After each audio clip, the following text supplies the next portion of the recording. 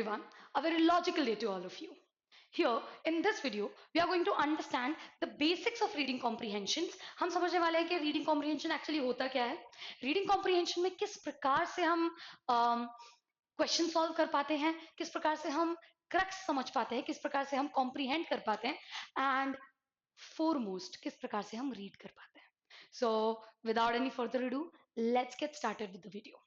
Reading comprehension अगर मैं term की बात करूं तो it says the lot about what it serves. ये बहुत जल्दी आपको बहुत अच्छे से बता देता है कि हमको यहाँ से इस टॉपिक से क्या लेकर जाना है.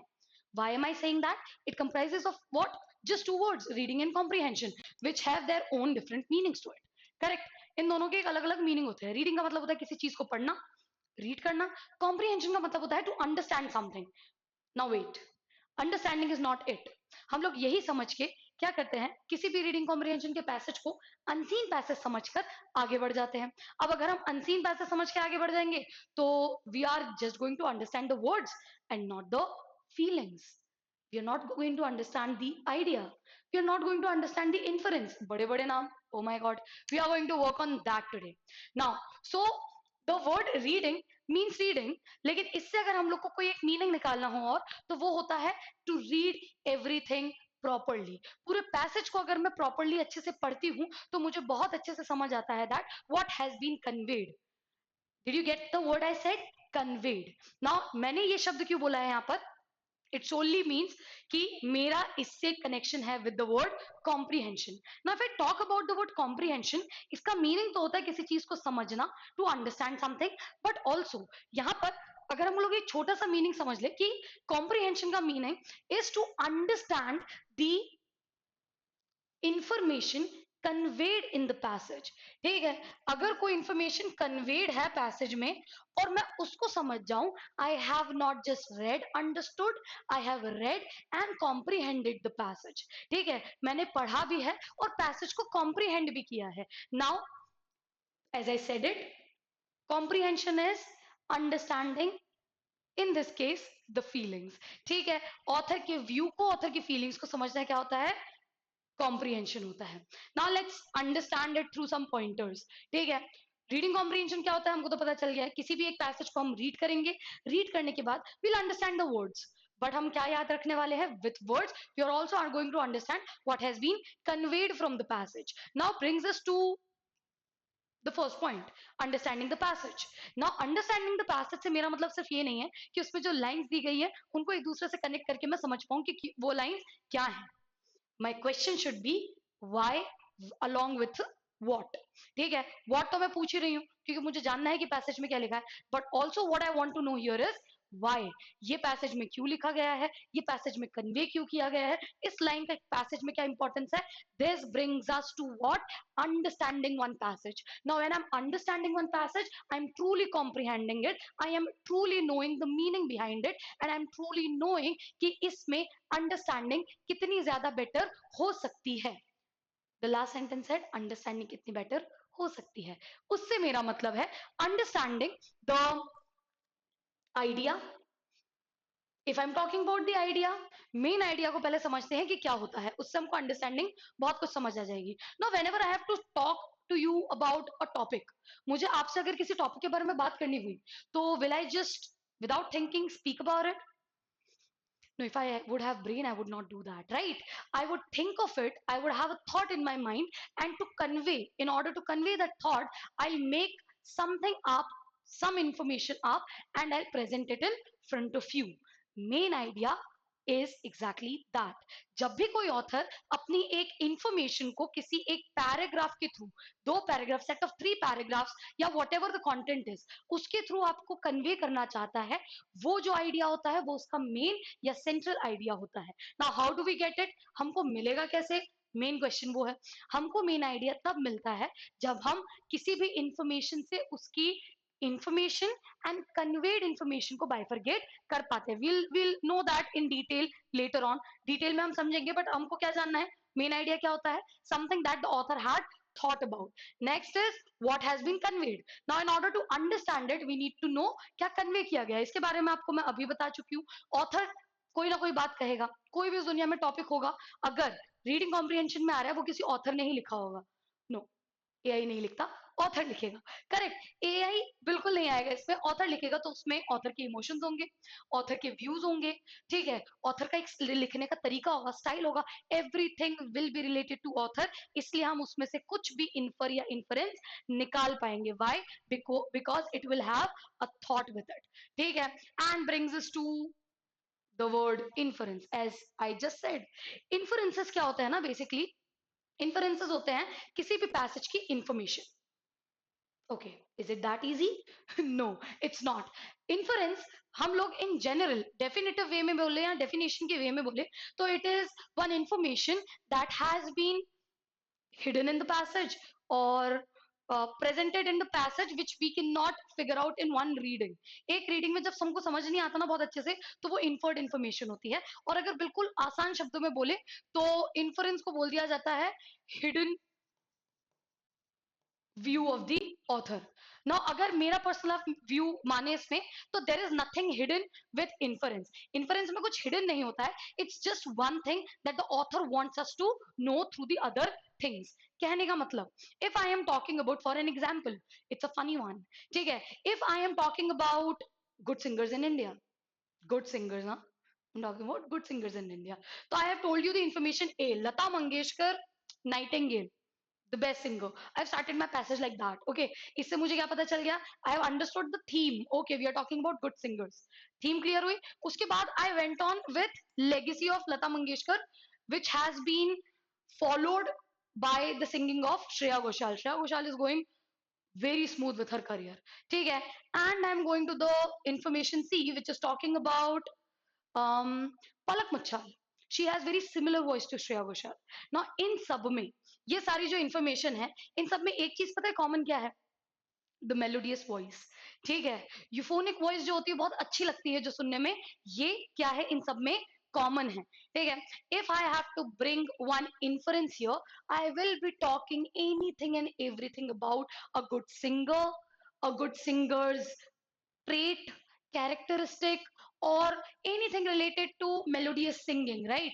अगर मैं बीच में, now is the funny part, अगर मैं बीच में गलती से बोल दूं मेरे pointers में, मेरे options में, if I talk about information E, which is Dhinchak Pooja, I guess. ठीक है, we all youngsters know about who is she, right?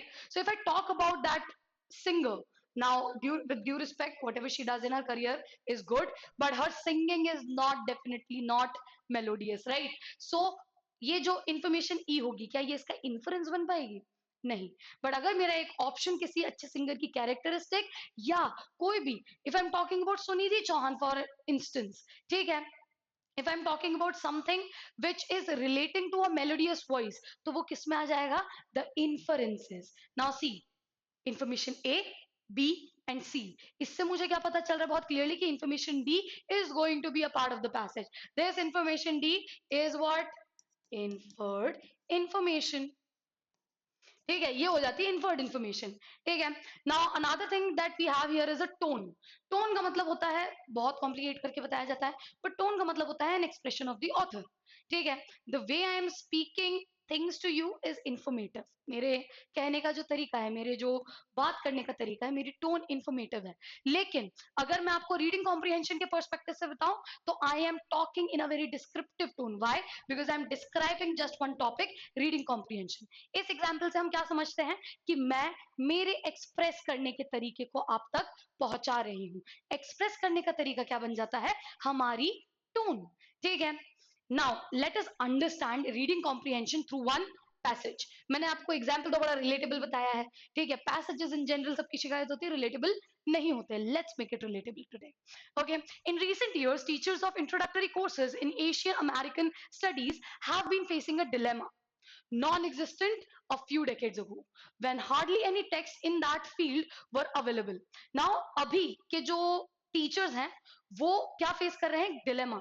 Dilemma का यहाँ पर मतलब इस कॉन्टेक्स्ट में होगा तो क्या होगा? They are facing a confusion, they are facing a problem here, ठीक है। Now what is the problem? The problem is related to Asian American history. Asian American history की एक प्रॉब्लम जो पहले एग्जिस्ट नहीं करती थी। याद रखने लायक बात क्या है? एशियन अमेरिकन हिस्ट्री में जो प्रॉब्लम थी वो पहले एग्जिस्ट नहीं करती थी, बट अब है, ठीक है। According to those teachers. Now, today, excellent anthologies and other introductory texts exist, and books on individual Asian American nationality groups and on general issues important for Asian Americans are published almost weekly. Now, in issues के बारे में हर week कुछ ना कुछ publish होता ही रहता है ना, हर कोई कुछ ना कुछ बात करेगा, तो कंफ्यूजन लाजमी है, क्रिएट होना ही है. Correct. Even professors who are expert in the field find it difficult to decide which of these to assign to students. Non-experts who teach in related areas are looking for writings for or by Asian Americans to include in survey courses are in an even worse position. Now, यहाँ से हमको पता चल रहा है कि आज की जो कंडीशन है वो थोड़ी बर्बाद होती जा रही है. थोड़ी बर्बाद कहने का मतलब है थोड़ी बुरी होती जा रही है. ओके, नाउ ये जो प्रॉब्लम थी, जो स्टूडेंट को असाइन करने के लिए हमको एक्सपर्ट्स के पास कंटेंट चाहिए था, वो कंटेंट ही नहीं है. क्यों? क्योंकि हमारे पास डेटा ही नहीं है, right. Non experts who teach in related areas are looking for writings. जो नॉन एक्सपर्ट लोग हैं, the people who are the teachers who are inexperienced, वो क्या कर रहे हैं, वो डेटा ढूंढ रहे हैं कि हम कहाँ से पढ़ के कैसे स्टूडेंट्स को सिखा दे, but they are not able to find it. A complicating factor has been the continuing lack of specialized one volume reference works on Asian Americans, such as biographical dictionaries and desktop encyclopedias. अब एक जो complicating factor है ना, वो बहुत ज्यादा समय से किस चीज को कंटिन्यू करते आ रहा है, lack of specialized one volume reference. Now सबके रेफरेंस कहां से आ रहे हैं, इंसाइक्लोपीडिया. सबके रेफरेंस कहां से आ रहे हैं, बहुत अनट्रस्टेड सोर्सेज. अब अगर अनट्रस्टेड सोर्सेज होंगी तो 100 बातें होंगी तो लोगों के पास कंटेंट नहीं होगा, and it has become a problem today. Such works would enable students taking Asian American studies courses to look up basic information on Asian American individuals, institutions, history, and culture without having to wade through mountains of primary source material. In addition, give such works given such works, Asian American studies professors might feel more free to include more challenging Asian American material in their introductory reading list. Since good reference works allow students to acquire on their own the background information in necessary to something that is necessary to interpret difficult and unfamiliar material. अगर मैं बिल्कुल सही data से, बहुत trust वर्दी data से अगर सही इंफॉर्मेशन लेकर स्टूडेंट्स को पढ़ाने जाती हूँ, तो that is exactly going to help me where with the right amount of data to be given to the students, to be taught to the students, and उनके लिए एक चैलेंजिंग सिचुएशन खड़ी करना जिसमें वो अपने प्रोजेक्ट्स को और ज्यादा इंटरेस्ट के साथ सॉल्व करेंगे. Now if I give you a very basic information of the things, अगर मैं आपको ऐसे डिटेल में समझाते हुए बिल्कुल बेसिक इन्फॉर्मेशन दे दूं, you won't like it. Why? Because you want to know things in the little comprehensive manner. तो अगर उस कॉम्प्रिहेंसिव मैनर में मैंने बच्चों को समझा दिया तो प्रॉब्लम ही क्लियर और सॉल्व हो जानी है. ठीक है, the whole passage is talking about this problem, this which has to be solve. एक प्रॉब्लम है जिसको सॉल्व होना जरूरी है ना. उस प्रॉब्लम को मेनली डिस्कस किया गया है और बहुत ज्यादा सॉल्विंग के प्रति बात नहीं की गई है. Okay, the author of the passage is primarily concerned with. Now, if I talk about primary concern, तो पहला concern author का क्या है? ठीक है, recommending a methodology. क्या author ने primarily passage में ज्यादातर कोई methodology बताई है? नहीं, हमको कोई methodology पता नहीं चली है तो eliminate हो जाएगा. Okay, describing the course of study. course of study को describe किया गया है.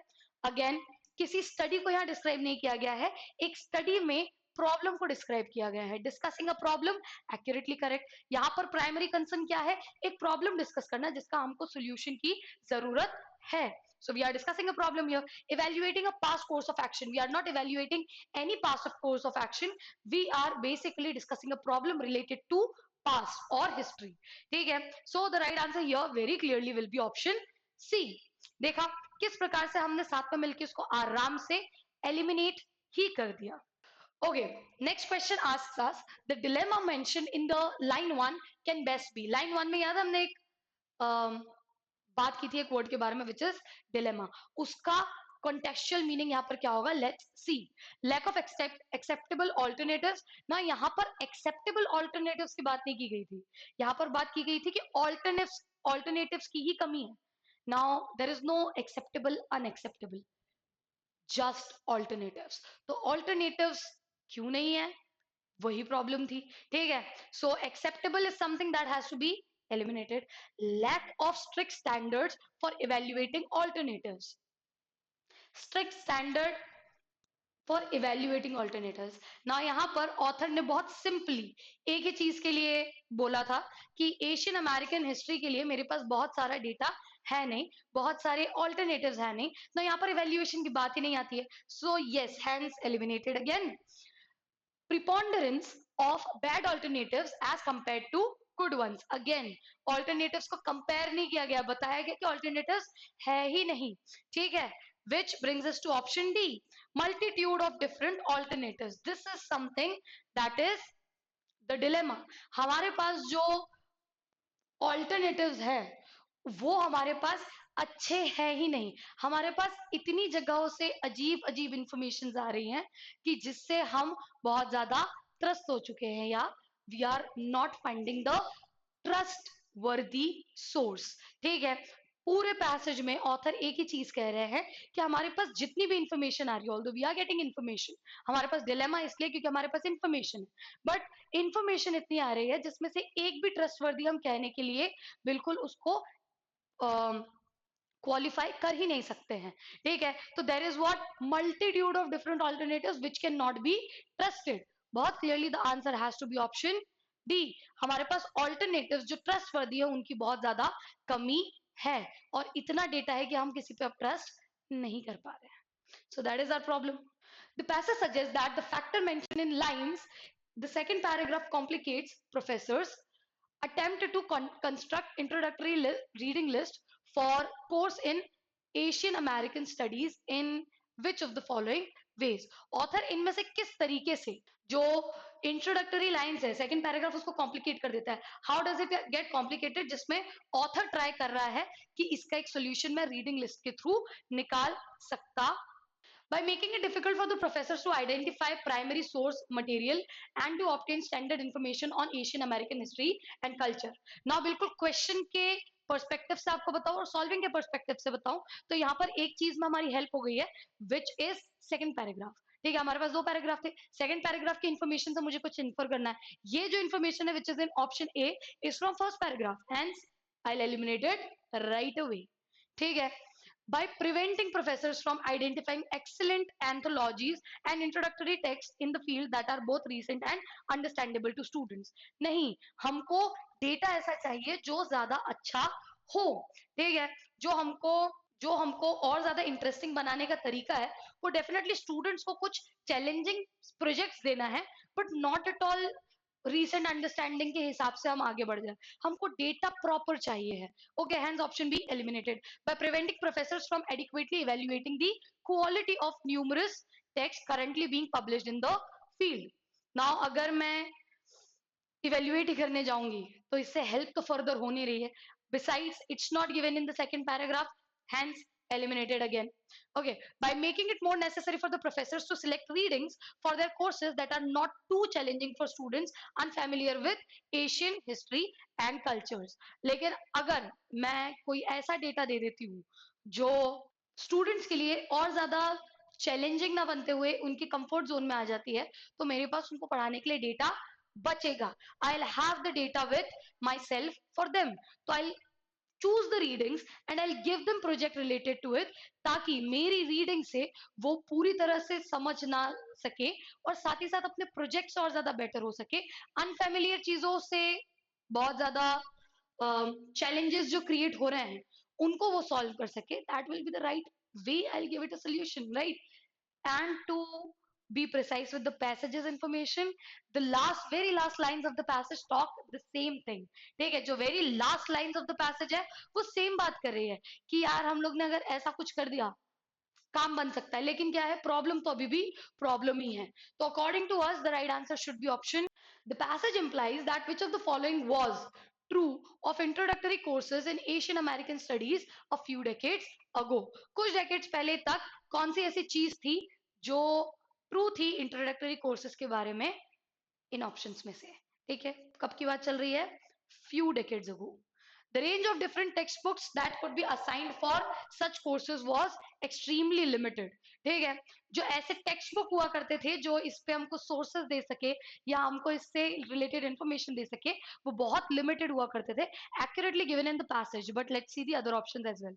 The text assigned as reading in such courses were often not very challenging for students. Now it is not said for few decades ago. Few decades ago क्या बोला गया था कि आज कुछ ऐसी प्रॉब्लम्स अराइज हो गई हैं जो कुछ सालों पहले तक थी ही नहीं. It was not there only. तो option B eliminated. Students often complained about the text assigned to them in such courses. Very out of context answer. ठीक है, स्टूडेंट के कंप्लेंट्स के बारे में कुछ बताया ही नहीं गया है. अभी का प्रॉब्लम ये है कि मल्टीट्यूड इतना है अनप्रिसीडेड text का कि that we are not able to work on it well. Okay, such courses were offered only at schools whose libraries were rich in primary sources. This is outrightly not in the right context. हमने libraries के बारे में तो पूरे passage में कई बात नहीं कही गई थी. हमने बोला था कि पहले जो टेक्स्ट बुक्स के द्वारा हमको नॉलेज दिया जाता था वो लिमिटेड हुआ करता था, तो डेलवा में हम होते नहीं थे. The right answer is option A. Next up is according to the passage, the existence of good one volume reference works about Asian American could result in. अगर पैसेज के अकॉर्डिंग हम बात करें, अगर अच्छा वन वॉल्यूम रेफरेंस हो तो what that work will result in. Okay.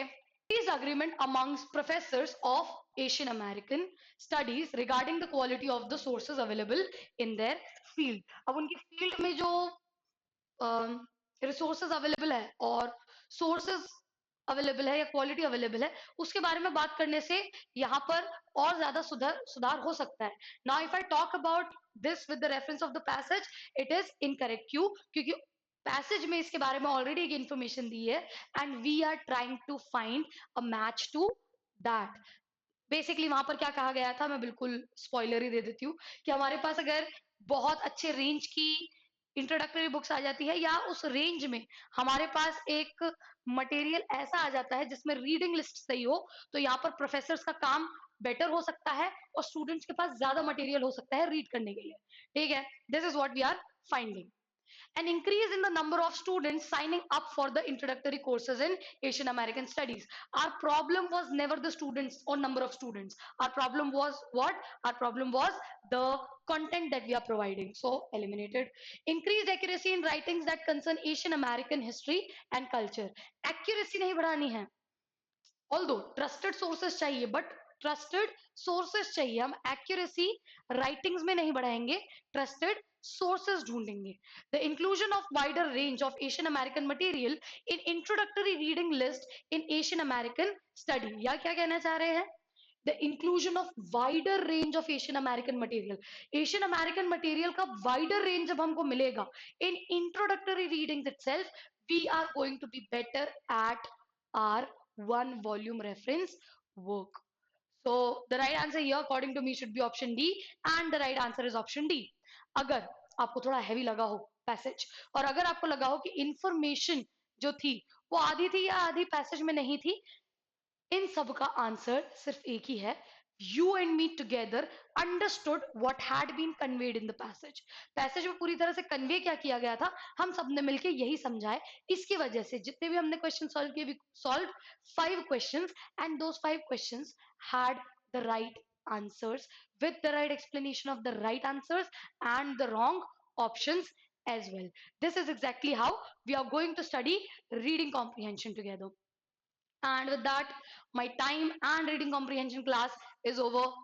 Thank you. Stay logical.